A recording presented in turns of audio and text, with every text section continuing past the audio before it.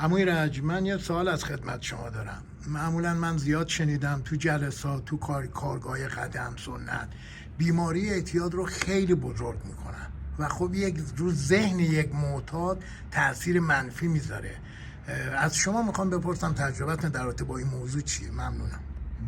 کاملا موافقم با این سوال، چون منم فکر میکنم که بزرگنمایی بیماری تاثیر منفی میذاره روی آدمایی که اصلا میخوان شروع بکنن بیان تو این برنامه، میترسن.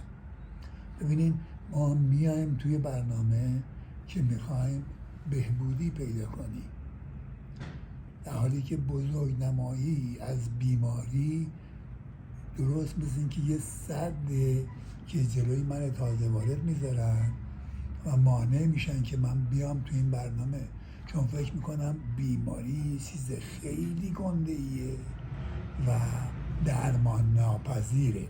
البته بیماری درمان ناپذیر هست، ولی تو خود کتابمون هم میگه ما بیماریمون رو متوقف میکنیم. زمانی که بیماری متوقف میشه بهبودی ما شروع میشه. چه زمانی بهبودی ما متوقف میشه؟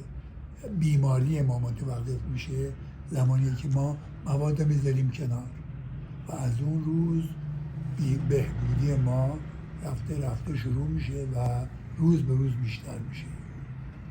بله، مشتاق جون شما چی نظر؟ اول سپاسگزاری دارم از عموی رج که به ما وقت دادن، این همه را 32,000 کیلومتر رو اومدن، ساعت‌ها تو هواپیما زحمت کشیدن. من جای سپاسگزاری داره که برای اصلاح و تربیت بچه‌هایی که راه رو دارن بعضی اوقات خطا میرن، ایشون این مسیرها و این زحمت‌ها رو تحمل میکنه. من دیدگاهم نسبت به بیماری اینه که ما باید، هر فردی بیماری خاص اعتیاد خودش رو داره و از دیدگاه خودشون آدم بیماریش خیلی بزرگه. ما باید بیام کمک اون آدم بکنیم و بهش امید بدیم که بهبودی میتونه بیشتر به تو کمک کنه تا موشکافانه برخورد کردن به بیماری رو 12 قدم تا قبل از قدم 4، یعنی 1 تا 3 بیماری رو کاملا ما باهاش آشنا میشیم، باور ایمان رو آشنا میشیم. تو قدم 4 ما به آرامش میرسیم با انتقال قدم 5 و قدم‌های بعدی هم مکمل این دوتاست. منی که امروز خشم دارم هنوز تو گفتگوهام، منی که هنوز رنجش دارم تو گفتگوهام، هنوز قدم 4 خوبی کار نکردم.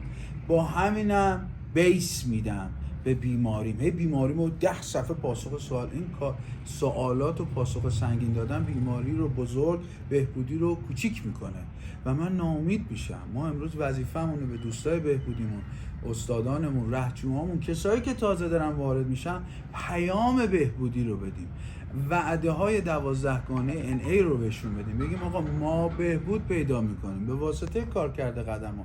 ما زیاد نباید سخت بگیریم، ولی باید 100% جدی بگیریم بیماری اعتیاد رو. سپاسگزارم. مرسی عزیزم، خیلی ممنون، چه گفتگوی قشنگی.